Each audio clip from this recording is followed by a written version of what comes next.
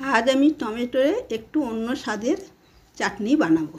তার জন্য নিয়েছি সর্ষে, শুকনো লঙ্কা, আদা কুচিয়ে, আর কিশমিশ, টমেটো, লবণ, একটু চিনি।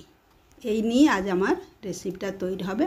আর একটু কমলা লেবুর খোসা, এটা নিয়ে আমি আজকের চাটনি বানাবো। এই চাটনিটা আমি শুনেছিলাম, আমরা যখন মংপং রেস্ট হাউসে গিয়েছিলাম তখন এক নেপালি ভদ্রলোক এই চাটনিটা বানিয়েছিলেন। আমরা খেয়ে তো বেশ ভালোই লেগেছিল। তখন ওনাকে জিজ্ঞেস করে আমি এটা জেনেছি। তাই আজ আমি এটা তোমাদের সবাইয়ের সাথে একটু শেয়ার করতে ইচ্ছা হলো, তাই এটা বানাচ্ছি। দেখো, নতুন একটা টিপস। এতে আমরা কমলা লেবুর খোসাগুলো তো ফেলে দিই, সেই কমলা লেবুর খোসাটা কি শুকনো করে গুঁড়িয়ে রেখে দেওয়া হয়। আমি কাঁচা দিয়েছি, সেই জন্য একটু কুড়িয়ে দিচ্ছি। এবার একটা শুকনো লঙ্কা আর সরষাগুলোকে ওতে ঢেলে দিলাম, ফোড়ন দিয়েছি। এইবারে সমস্ত টমেটোগুলো দিয়ে ভালো করে ওটাকে ম্যারিনেট করব। এতে আমি হলুদ ইউজ করব না, লবণ আর আদা এই ইউজ করব।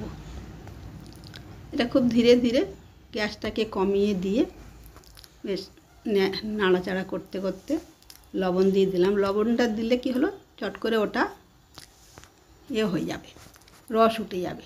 এরপরে লবণ দেওয়ার পর একটু চাপা দিয়ে দিয়েছি। চাপাটাকে 2 মিনিট পরে খুললাম। দেখো, জল উঠে টমেটোটা ভালোই পেস্ট মতো হয়ে গেছে। এবার আদা দিয়ে দিলাম আর কিশমিশ একসাথে দিয়ে দিচ্ছি। একসাথে দিয়ে ওটাকে টমেটোর সাথে একটু নেড়ে চেড়ে ওর সাথে মিশিয়ে দেব। মিশিয়ে নাড়াচাড়া করে দেখো সুন্দর হয়েছে। এবারে ভালোই আর কি সিদ্ধ হয়ে গেছে গিয়ে। এবার যে আমি কমলা লেবুর খোসাটা উড়িয়ে রেখেছিলাম সেইটা ওই পেস্টের সাথে, টমেটো চাটনি আমার প্রায় হয়েই গেছে। এবারে একটু 2-3 মিনিটের মধ্যেই আমি নামিয়ে ফেলব। এবারে ওই কমলা লেবুর খোসাটা ভালো করে ওর সাথে মিক্সড করে দিলাম। মিক্সড করে এবারে আমি চিনিটাকে ঢেলে দিচ্ছি।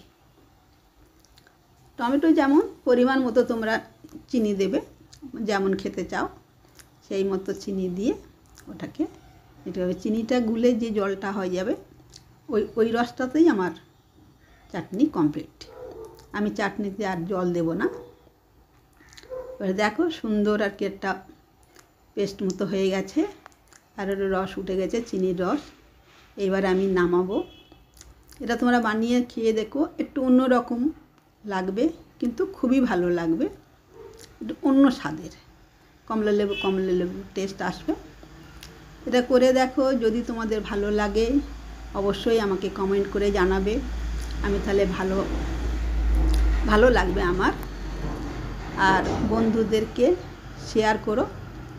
সবাই যদি সাবস্ক্রাইব করা না থাকে সাবস্ক্রাইব করে দিও, তাহলে আবার আমি নতুন কোনো রেসিপি নিয়ে তোমাদের সাথে কথা বলতে পারবো। সম্পূর্ণ ভিডিওটা দেখার জন্য ধন্যবাদ। ভালো থাকো, সুস্থ থাকো, সবাই সাবধানে থাকো।